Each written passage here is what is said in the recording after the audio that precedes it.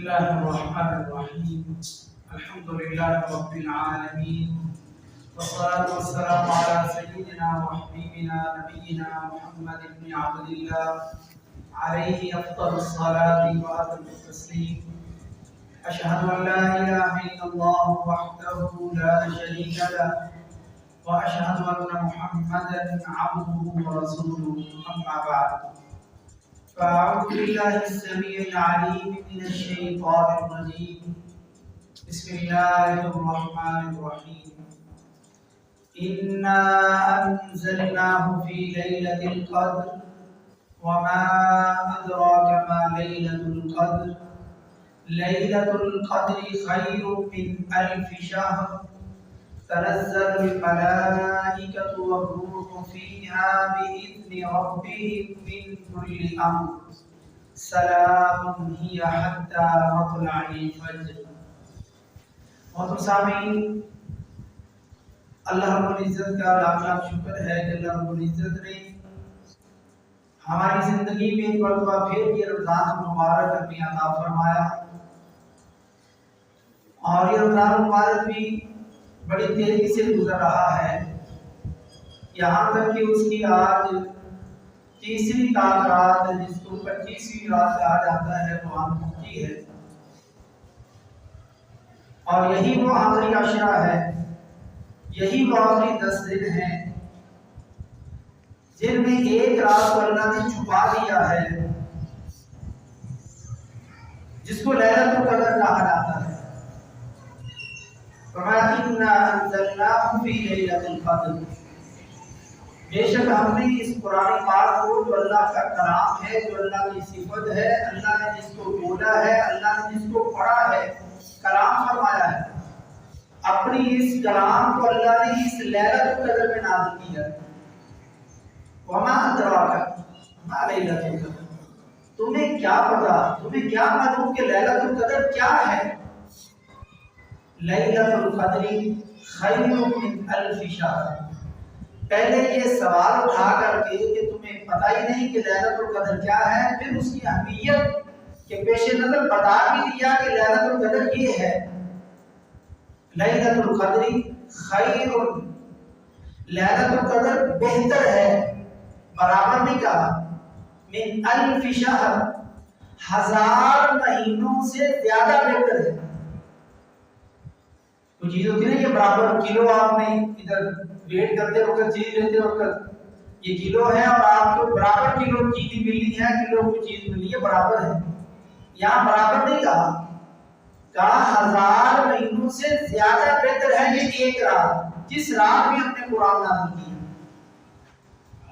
اور اس رات میں ہوتا کیا ہے؟ تنزل الملائکۃ والروح فیہا، آسمان سے خاص فرشتے اترتے ہیں، اور جبریل بھی فرشتہ ہے، سردار فرشتہ ہے، خاص فرشتہ، اس کا الگ سے نام لیا، والروح فیہا، اور روح یعنی جبریل امین بھی اترتا ہے، جو اس قرآن کو اصل میں لے کے آنے والا ہے۔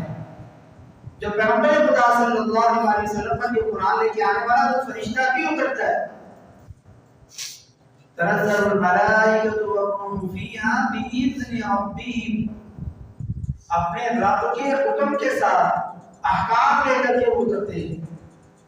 من کل امر، ہر طرح کا کام، یعنی اگلے سال جو کام باقی ہونے ہیں، کس نے مرنا ہے، کس نے جینا ہے، کس کو رزق ملنا ہے، کس کو اولاد ملنی ہے، کس نے نیک، کس نے برا، جو بھی پورا ہمارا ایک سسٹم ہے، نظام ہے، اس نظام سے الگ کر کے ایک سال کا پہلے الگ کر دیا پوری دنیا کے لوگوں کے لیے، وہ احکام لے کر کے اترتے ہیں۔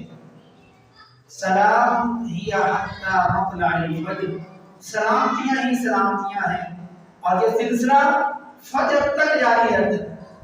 ہم سحری کھا رہے ہیں، یہ سلسلہ جاری ہے، یہاں تک کہ مولانا کہتا ہے اللہ اکبر اللہ اکبر، سحری کا ٹائم ختم ہوا، یہاں تک اس لیلۃ القدر کا ٹائم ہے، اور یہ مغرب کی اذان سے شروع ہو جاتی ہے۔ لیکن اللہ رب العزت نے اس کو چھپا دیا ہے۔ کیوں چھپایا ہے؟ یہ چیک کرنے کے لیے کہ میرے اور آپ میں سے محنت کون کرتا ہے، اس کو تلاش کرنے کی لگن، اس کو تلاش کرنے کی محبت، اس کو پانے کی چاہت کون رکھتا ہے؟ آپ نہیں جانتے کہ ابھی ایک ماہ پہلے ہی شب برات لوگوں نے جو بنائی ہوئی ہے رات، وہ 15 شعبان کو لوگ اس کو بناتے ہیں، اور آپ نہیں جانتے کہ اس میں وہ کیا کرتے ہیں۔ مسجدوں کو سجایا جاتا ہے، لائٹیں جلتی ہیں، کھانے بنتے ہیں، دیگیں پکتی ہیں، مسجد میں لوگوں کو اکٹھا کیا جاتا ہے۔ ابھی بھی ڈاکٹر صاحب کہہ رہے تھے، میں نے کہا کہ آج آپ نے لوگ بہت کم کی ہوئی، رمضان میں تو زیادہ ہونے چاہیے، یعنی پہلے بھی مدرسے نہیں آیا وہاں لوگ زیادہ تھے عام دنوں، رمضان میں تو اور زیادہ ہونے چاہیے۔ ڈاکٹر صاحب آنے لگے اگر چاول ہوتے تو اس پیچھے تک مسجد بھری ہونی تھی۔ تو شب رات کو کیا ہوتا ہے، دیگیں پکڑی مساجد میں، اب بندہ آ رہا ہے تو آج چاول ملیں گے، جبکہ اس رات کا دین کے اندر کوئی تصور ہی نہیں۔ یہاں اس لیلۃ القدر کا حصہ چھین کر کے شب برات کو لوگ دیتے ہیں۔ کیسے چھینتے ہیں؟ سورۃ الدخان ہے، اس کی ابتدائی آیات میں اللہ رب العزت نے فرمایا، ابھی یہ سورت بھی آپ نے سن لی کہ اللہ رب العزت نے لیلۃ القدر میں قرآن نازل فرمایا، لیلۃ القدر کی اہمیت، اور لیلۃ القدر شب رات نہیں، کب آتی ہے؟ اس رمضان کے آخری عشرے میں۔ اور اللہ رب العزت نے فرمایا، انا انزلناہ فی لیلۃ مبارکۃ انا کنا منذرین، بے شک ہم نے اس قرآن کو مبارک رات میں نازل فرمایا۔ اور مبارک رات کون سی ہے؟ جو بھی آپ سورۃ القدر میں سن چکے، وہ شب رات نہیں ہے، لیکن لوگوں نے اس کو شب رات بنایا۔ کیوں شب رات بنایا ہے؟ شب رات میں فیصلے ہوتے ہیں، جبکہ قرآن کو کچھ اور فرما رہا ہے، انا کنا منذرین، بے شک ہم نے اس قرآن کو مبارک رات میں نازل فرمایا، اور بے شک ہم ڈرانے والے ہیں۔ فیہا یفرق کل امر حکیم، جس رات میں ہم نے قرآن نازل کیا اس رات میں ہر بڑے کام کا فیصلہ کیا جاتا ہے۔ جس رات میں قرآن نازل کیا، اب رات کون سی ہے؟ وہ لیلۃ القدر ہے، تو لیلۃ القدر میں سارے فیصلے ہوتے ہیں، لیکن لوگوں نے اس کو شب برات سمجھ لیا۔ آئے تیسرے مقام پر قرآن بتاتا ہے، شہر رمضان الذی انزل فیہ القرآن، رمضان وہ مہینہ ہے جس مہینے میں ہم نے قرآن کو نازل کیا۔ تو سب سے پہلے اس آیت میں بتایا کہ رمضان میں قرآن نازل ہوا، دوسرے جگہ پر بتایا کہ ہم نے مبارک رات میں قرآن کو نازل کیا، اور اس مبارک رات میں ہم فیصلے کرتے ہیں۔ اور تیسرے مقام پر پوری سورت بنائی، سورۃ القدر، کہ لیلۃ القدر کیا ہے، جس میں ہم نے قرآن نازل کیا، جس میں پھر فرشتے اترتے ہیں رب کے احکامات لے کر کے، اور وہ جو فیصلے ہونے ہیں وہ لے کر کے اترتے ہیں، اور فجر تک یہ سلسلہ جاری رہتا ہے۔ تو سب سے پہلی بات یہ معلوم ہوئی کہ وہ لیلۃ القدر رمضان میں ہے، کوئی اور رات نہیں، اور رمضان کے آخری عشرے میں اللہ رب العزت نے اس کو چھپا دیا۔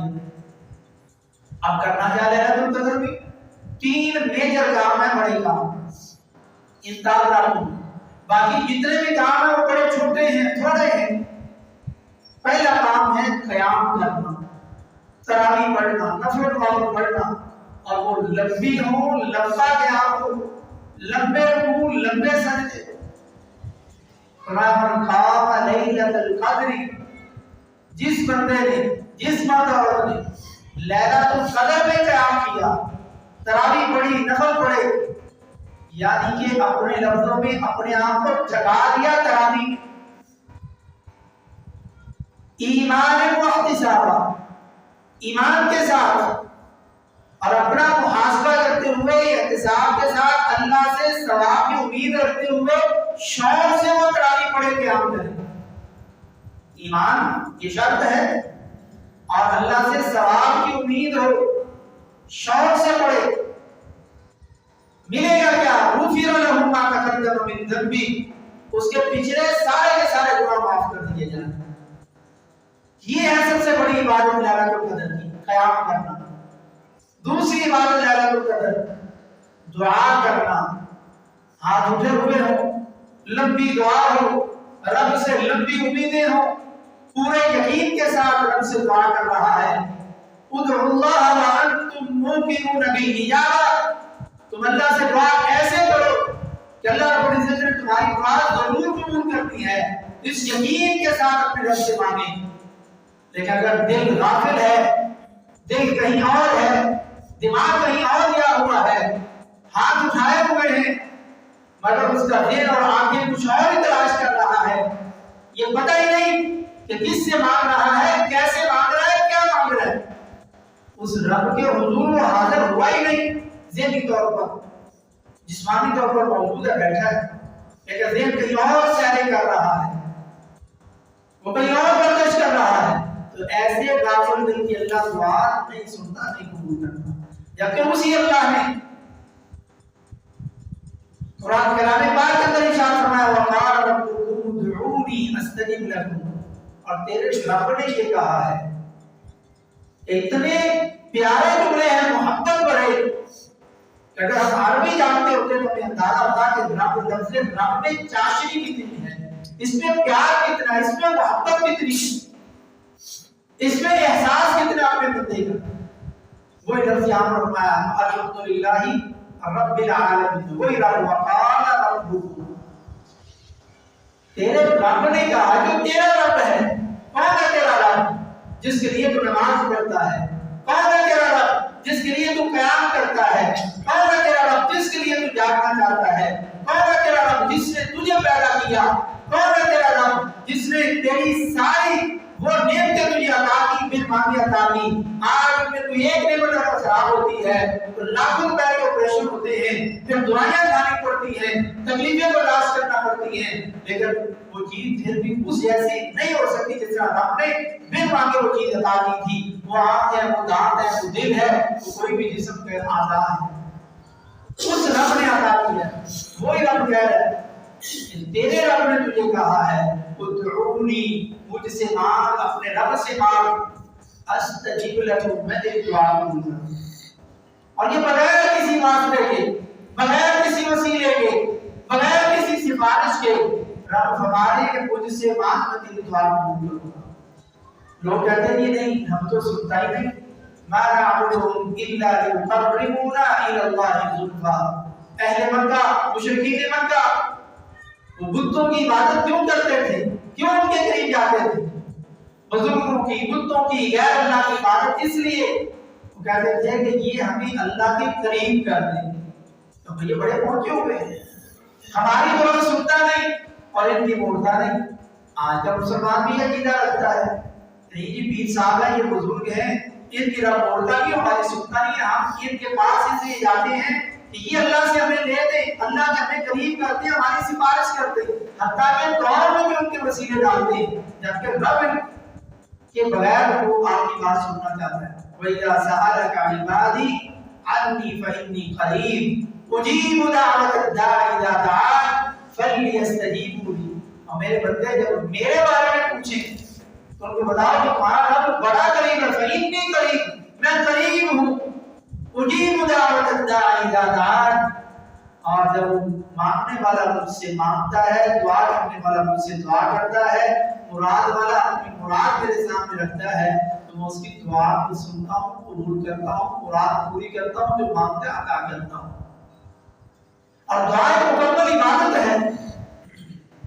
اس مکمل عبادت میں کام آپ ذرا غور کریں، پچھلے کتنے دنوں پہلے، کتنے مہینوں پہلے، کتنے سال ہو گئے جب ہمیں ہاتھ اٹھائے ہوں، کوئی ہمیں دیکھنے والا نہ ہو اور اللہ کے سامنے گڑگڑا رہے ہو، ہماری آنکھوں سے آنسو جاری ہو، ہچکیاں بھر جائیں اور اتنے رب کے سامنے روئے، ایسے رب کو بنائیں کہ مجھے اور آپ کو اپنے آپ کو یقین آ جائے کہ میرے رب نے میری دعا سن لی ہے۔ ذرا اندازہ کریں پچھلے کتنے دن پہلے ہم نے مانگی تھی ایسی دعا، دن نہیں تو کتنے ہفتے پہلے، ہفتے بھی نہیں تو کتنے مہینے ہو گئے، اگر مہینے بھی نہیں تو رات کتنے سال ہو گئے کہ ایسی دعا ہم نے کی ہوگا، اور آپ اندازہ کریں۔ اور یہ رب سے دوری کا نتیجہ اگر ہم روز ایسا نہیں کرتے، ہفتے میں بھی ایک بار رونا نہیں آتا، ہمیں رونا تب آتا ہے کہ پریشانی میں پھنس جائیں تب روتے ہیں، جانور رکھے تو جانور مر جائے تو رونا آتا ہے، جیب کٹ جائے، موبائل اور پرس چوری ہو جائے تو رونا آتا ہے، گھر میں پریشانی تکلیف آ جائے تو رونا آتا ہے، روزی روٹی وقتی طور پر جاب سے نکال دیا جائے تو رونا آتا ہے، لیکن سب سے بڑی چیز اپنی جہنم جو اس انسان کے اپنے ہاتھوں کی کمائی ہے وہ تیار کر بیٹھا ہے، اور وہ جانتا ہے کہ بندے سے کتنا پاپی ہوں، کتنا گناہگار ہوں، کیا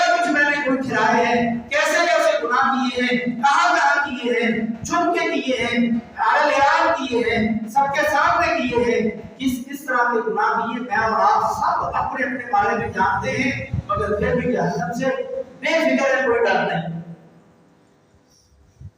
اور وہ جہنم کل قیامت والے دن جو رب سے کہے گی حل من مزید، اللہ اور ہے آنے دے، اور گناہگار ہے میرے اندر ڈال، آج ذرا میں کو بتاؤں کہ میں کیا ہوں، کیسی آگ ہے میرے اندر، کیسے میں بدلے لوں گی، کیسے اس کو جلاؤں گی۔ نزاعۃ للشوا، جس طرح آپ آج فہم لیتے ہیں، شوایا لیتے ہیں، ہمارے یہاں اردو میں کیا کہتے ہیں، جو آگ پر بھونا جاتا ہے، جس کی چمڑی اوپر والی جل جاتی ہے مرغی کی، اس طرح جہنمیوں کی اوپر والی یہ چمڑی جل جائے گی اور وہ ختم ہوگی، پھر نئی چمڑی آئے گی، اس طرح جلتا رہے گا اور جہنم کی آگ میں رہے گا۔ والعیاذ باللہ، اللہ تعالیٰ ہمیں محفوظ فرمائے۔ وہ جہنم تو آپ کی ہے، اور جس کے دھوئے سے نہیں پڑا اور جس کو دیکھنے سے نہیں پڑا، اس کا خیال آنے سے نہیں پڑا، اتنی بڑی چیز، لیکن ہم اتنے بڑے بڑے گناہ کر کے بلنڈر کر کے بھی اس جہنم کا ڈر نہیں، اس جہنم کے ڈر کی وجہ سے، اس کی آگ سے ڈر کی وجہ سے بھی ہم اپنے رب کے حضور کھڑے نہیں ہو سکتے۔ تو دعا کریں، لمبی دعا کریں، رو کے کریں، گر جائیں کہ آپ کو یقین آ جائے کہ آپ کے رب نے آپ کی سن لی۔ تیسرا کام لیلۃ القدر بھی کثرت سے تلاوت قرآن کریں۔ قیام کر لیا ہے، قرآن سنا ہے، سمارا سنا، درست پڑھے سنے، پھر دعائیں کر لیں، اب کثرت سے کچھ بیٹھ کر کے قرآن کی تلاوت کریں۔ جس رات میں قرآن نازل ہوا ہے وہ جبریل اتر رہے ہیں، فرشتے اتر رہے ہیں، اتنی مقدس رات، لیکن کتنی افسوس کی بات ہے میں اور آپ اس سے حضرت انسان سے غافل ہے، سستی کا شکار ہے۔ دکانیں کھلی ہیں، مارکیٹیں اسی طرح کھلی ہیں، بازاروں میں اسی طرح رش ہے۔ افسوس کا مقام یہ ہے کہ آخری اشرا چل رہا ہو، ہونا تو یہ چاہیے تھا کہ مسلمانوں میں مسلمانوں کے بازار بند ہوتے، چیزیں خریدنے جاتے، چیزیں نہ ملتی، ایمرجنسی ہوتی وہ چیز نہ ملتی، پتہ چلتا وہ بندہ کو اپنے رب کے حضور مسجد میں کھڑا ہے۔ لیکن آج مسجدیں خالی ہیں، بازار ابھی چلے جائیں بھرے ہوئے ہیں۔ اس لیلۃ القدر جن 4 راتوں میں بڑی امید ہے کہ ایک رات ہے، ان 5 راتوں میں بھی مرد عورتوں سے بازار کھچا کھچی ہو رہی، کسی کی شاپنگ ہو رہی، عید کی تیاری ہو رہی۔ کیا یہ عید کی تیاری رمضان سے پہلے ہو سکتی تھی؟ 20 روزے سے پہلے نہیں ہو سکتی تھی؟ کس عید کی تیاری کر رہے ہیں؟ اور جس عید والے نے وہ لوگوں کو اللہ نے انعام دے دی جنہوں نے رمضان ویسا گزارا جیسا رب چاہتا ہے، لیکن رمضان کو ویسا گزارا ہی نہیں، اور نئے کپڑے جو بھی خرچ کرتے کون سے نام لے لیں، کون سی بابا مریم لے کے بانی۔ تو یہ رات قرآن پڑھنے کے لیے کثرت سے تلاوت کریں۔ مومنوں کی ماں ام المؤمنین، نبی کی پیاری بیوی حضرت عائشہ صدیقہ طاہرہ مطہرہ رضی اللہ تعالیٰ عنہا، جب انہوں نے پیارے نبی صلی اللہ علیہ وسلم سے سوال کیا کہ اللہ کے نبی صلی اللہ علیہ وسلم، لیلۃ القدر اگر مل جائے گا جاگوں ان راتوں میں تو کیا مانگوں؟ ہمارا تو لیلۃ القدر بھی مانگنا دنیا ہے، اللہ اچھی روزی دے دے، اچھا رزق دے دے، کوٹھی دے دے، بنگلہ دے دے، کار دے دے، شادی شدہ ہے تو بیوی مانگ رہا ہے، بیوی ہے تو اس کو ایسا مانگ رہا ہے، بچے مانگ رہا ہے، اولاد مانگ رہا ہے، دنیا کی چیزیں، جبکہ یہ بنا نہیں ہے، لیکن ہماری ساری دعا دنیا کی چیزوں میں گزر جاتی۔ ماں عائشہ صدیقہ رضی اللہ تعالیٰ عنہا پیارے نبی صلی اللہ علیہ وسلم نے کیا فرمایا؟ اے عائشہ، آپ پیار سے اپنی بیوی کہتے تھے عائشہ کو عائش، اے عائش یا عائش، اس رات میں تو جاگے تو یہ دعا مانگ، اللہم انک عفو تحب العفو فاعف عنی، اے میرے اللہ، انک بے شک تو عفو معاف کرنے والا ہے، تحب العفو معاف کرنا تیرا پسندیدہ مشغلہ ہے، معاف کرنا تجھے بڑا پسند ہے، بڑی تجھے محبت ہے معاف کرنے کے ساتھ، فاعف عنی، اے اللہ مجھے عائشہ کو تو معاف کر۔ اور یہ تو وہ لوگ ہیں جو بخشے ہوئے ہیں، یہ بخشے ہوئے لوگ ہیں جن کا گناہ کوئی نہیں، اگر ہیں تو محفوظ ہے، اللہ نے معاف کر دیے ہیں۔ یہ وہ ہیں جن کے بستر پر جبریل اترتا ہے، یہ وہ صدیق کی بیٹی صدیقہ طاہرہ مطہرہ رضی اللہ تعالیٰ عنہا ہے جن کی شان میں رب نے قرآن نازل فرمایا۔ یہ وہ ہیں جن کا نکاح کا پیغام اوپر آسمان سے آتا ہے، یہ وہ ہے جب نبی کو یہ پتا چلا کہ یہ عائشہ جنت میں بھی میری بیوی ہوگی، فرماتے ہیں کہ عائشہ آپ کوئی غم نہیں، آپ جانتے ہیں سب سے محبوب بندہ آپ کی پریشانی میں آپ کے ہر جگہ آپ کے ساتھ ہو، بندہ کہتا اگر یہ ہے تو کوئی پریشانی نہیں۔ میرے نبی صلی اللہ علیہ وسلم کی محبت کا اندازہ کریں ہماری ماں کے ساتھ، اپنی اس بیوی کے ساتھ کتنی ہے۔ جب پتہ چلا بتایا گیا کہ آپ کی عائشہ بیوی جنت میں بھی ہے باقی عورتوں کی طرح، تو آپ صلی اللہ علیہ وسلم بہت زیادہ خوش ہوئے کہ عائشہ آپ کیا ہے۔ جہاں پر پیارے نبی صلی اللہ علیہ وسلم سب سے زیادہ اللہ کا دیدار کرنا ہے، اللہ تعالیٰ مجھے اور آپ کو بھی اپنا دیدار نصیب فرمائے، جو جنت کی سب سے بڑی نعمت ہے۔ وہ عائشہ صدیقہ رضی اللہ تعالیٰ عنہا اس رات میں جو کثرت سے یہ دعائیں مانگ رہی ہے، اپنے گناہوں کی معافی طلب کر رہی ہے، یہ ہے سب سے بڑی چیز۔ اگر اللہ نے معاف کر دیا تو پھر میں اور آپ جو لمبی لمبی لسٹیں یہ پھرتی ہے نا اپنی دعاؤں کی کہ مجھے یہ بھی مل جائے، یہ بھی مل جائے، یہ بھی مل جائے، اللہ نے جس دن معاف کر دیا آپ کے یہ سارے کام پھر مانگے پورے ہو جائیں۔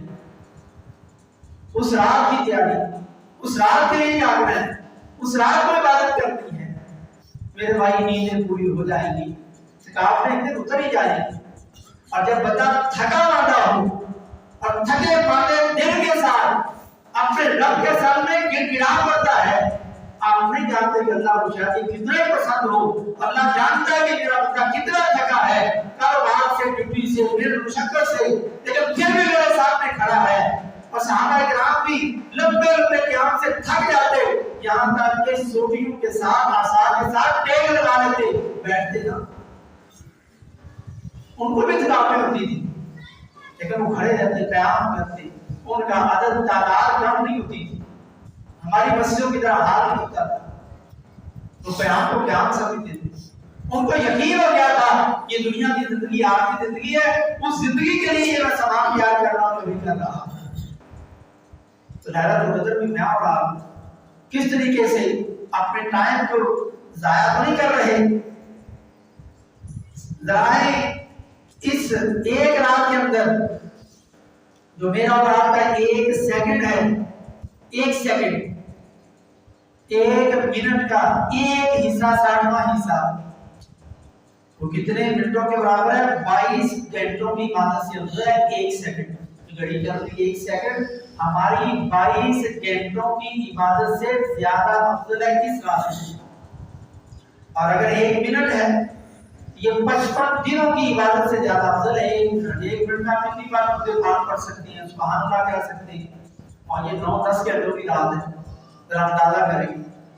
ایک سیکنڈ 22 گھنٹوں کی عبادت سے افضل ہے، اور ایک منٹ 55 دنوں کی عبادت سے افضل ہے، اور ایک گھنٹہ 9 سال کی عبادت سے افضل ہے، اور ایک رات 83 سال کی عبادت سے افضل ہے۔ یہ سیکنڈ اور گھنٹے اور منٹ نکالنے کا مطلب ہمیں احساس ہو کہ یہ دن اور یہ ٹائم، یہ سیکنڈ کتنے قیمتی جن کو میں اور آپ معلوم نہیں تو ضائع کر دیں گے۔ اور ان راتوں کے اندر یہ لمبے لمبے اسلامی درس چل رہا ہے، ایک کے بعد دوسرا، دوسرے کے بعد تیسرا، 10 علماء اسلام درس سے، یہ بھی طریقہ صحیح نہیں۔ ایک آدھ درس ہو کہ 10-15 منٹ کے آدھے گھنٹے، یا پھر 2 ہو جائے آدھے گھنٹے کے وقفے سے، تو یہ نیک عمل ہے، لیکن یہ اس رات کی اصل عبادت نہیں ہے۔ اصل عبادت انفرادی عبادت یہ تو یہ ہے کہ جب وہ ابھارا جائے۔ درس کا مطلب کیا ہے؟ کہ سن کے عمل کیا جائے، جو بتایا جائے اس پر عمل کریں۔ لیکن آپ نے درس سنا، جب شب میں لگ گئے، درس سنا موبائل میں لگ گئے، درس سنا جا کے سو گئے، درس سنا ٹائم کا ضیاع کر دیا، اس رات میں یہ پوری جانا تو اس درس کا کوئی فائدہ نہیں، نہ مجھے نہ آپ کو۔ جو اللہ نے اجر دینا ہماری بیٹی کی وجہ سے وہ تو شاید ملے گا انشاءاللہ، لیکن جو درس کا مقصد ہے وہ فرض ہے، وہ مقصد ہے لیلۃ القدر بھی احیاء کرنا، جاگنا، اپنے آپ کو پوری کرنا۔ لیلۃ القدر بڑی قیمتی ہے، اور شیطان کیسا بدبخت ہے، وہ چال چل کے ہمارے ساتھ چال چل کے چلا گیا۔ وہ تو قید ہے، وہ تو ابھی آگے نہیں کہہ رہا کہ نہ جاؤ یا سو جاؤ، وہ تو بند ہے۔ اور ہر گناہ کا بھی شیطان کو الزام دینا صحیح نہیں ہے۔ اب رمضان میں تو سب جانتے ہیں نبی کا فرمان ہے، اور سب کا ایمان ہے کہ سب کچھ غلط ہو سکتا ہے، نبی کا فرمان غلط نہیں ہو سکتا۔ نبی نے فرمایا کو کہہ دے، لیکن پھر بھی ہم پورا کر رہے ہیں۔ اس سے 11 مہینے ہمیں عادتیں ایسی ڈال دی اور ہم نے ایسا دوست اس کو بنا لیا کہ اس کی عادتیں اس مہینے میں نہیں چھوٹ رہی، اس لیے وہ چلا بھی گیا، لیکن اس کی چالوں پر ہم لگے ہیں اور یہ رمضان کے دن ضائع کر رہے ہیں۔ اپنے ٹائم کو میں اور ضائع نہ کریں۔ اللہ نے اتنی بڑی آفر لگائی ہے، عید کے دنوں میں آپ جاتے ہیں بازار جاتے ہیں، آفر والی دکان پر لا کے اس میں جاتے ہیں، شاید میرے بدل کی کوئی چیز ہو اور نہ بھی لینی ہو تو ایسے بھی بات نہ خرید لیتے ہیں، یہاں جو آفر لگی تھی یہاں کے ریٹ پہ، یہاں تو اللہ نے سیکنڈوں کے ساتھ آفر لگائی ہے، 1 سیکنڈ کتنے گھنٹوں کی معلوم، لیکن کون ہے جو اس سیکنڈوں سے فائدہ اٹھائے اور اپنی آخرت بہتر کر لے۔ اور آخر میں امام ابن رجب رحمہ اللہ کے 9 بجے مجھے جو ہمارا ڈیلی کا درس چل رہا ہے اس پارے کا خلاصہ سونی سینٹر میں، وہاں 9 بجے 4 کلاس کے بعد اس پارے کا خلاصہ ہوتا ہے، رات کی وجہ سے نہیں وہ چل رہا ہے، ادھر پہنچ رہا تاکہ میں اپنی بات مکمل کروں۔ شب قدر کی بے شمار بتائیاں ہماری، امام ابن رجب رحمہ اللہ فرماتے ہیں جس نے پوری زندگی ضائع کر دی، ساری زندگی کوئی نیک کام کیا ہی نہیں، تو شب قدر اس کے لیے ہے کہ وہ آ جائے، گناہوں سے توبہ کر لے، اللہ سے صلح کر لے، وہ 83 سال کی عبادت پا لے اور بعد کی زندگی بدل لے۔ خدائیاں ہو گئی، مان لیا، غلطی ہو گئی، شیطان کے پیچھے لگ گیا، آج تک تصور اور ہوش نہیں آئی، لیکن رمضان مجھے اور تجھے جگانے کے لیے آیا ہے، اپنے رب کے حضور آ جا اور وہ سب کچھ پا لے جو آج تک تو نے خدائیاں کی۔ اور امام ابن باز رحمہ اللہ فرماتے ہیں کہ جس نے لیلۃ القدر کو پا لیا تو لیلۃ القدر کی جتنی نعمتیں جس کا رب نے وعدہ کیا ہے اللہ رب العزت وہ ساری چیزیں اس کو عطا فرمائے گا، جو نعمتیں اسلام کو اترتی ہیں، جو سلامتیاں اترتی ہیں، اللہ رب العزت اس اپنے بندے کو عطا فرمائے گا۔ اللہم ارزقنا لیلۃ القدر، ہمیں اللہ لیلۃ القدر عطا فرمائے۔ اور یہ رمضان کا آخری عشرہ ہے اور آخری عشرے کی یہ درمیانی رات ہے، راتوں میں 2 گزر چکی، 2 بعد میں یہ درمیان والی رات ہے اور بالکل آخر میں ہم پڑھ چکے انما الاعمال بالخواتیم، کیونکہ اعمال کا دعویٰ مدار خاتمے پر، آخری حصے پر، آپ کی زندگی کا اس طرح خاتمہ ہے، کلمہ پڑھتے ہوئے مر گئے، نیک کام کرتے ہوئے مر گئے، اللہ تعالیٰ ہمیں ایسی موت نصیب فرمائے، اسی طرح اٹھیں گے قیامت کے دن، کلمہ پڑھتے ہوئے، سجدے میں تو مرا تو سجدے کی حالت میں اٹھے گا، شہید بھی مرا تو شہادت اور خون جسم سے نکل رہا ہے، اللہ کے دین کے لیے خون نکل رہا ہے اور اسی طرح اللہ کے دربار میں آئے گا، قرآن پڑھتا بڑا دعا کرتا میرے رب کے حضور حاضر ہوگا۔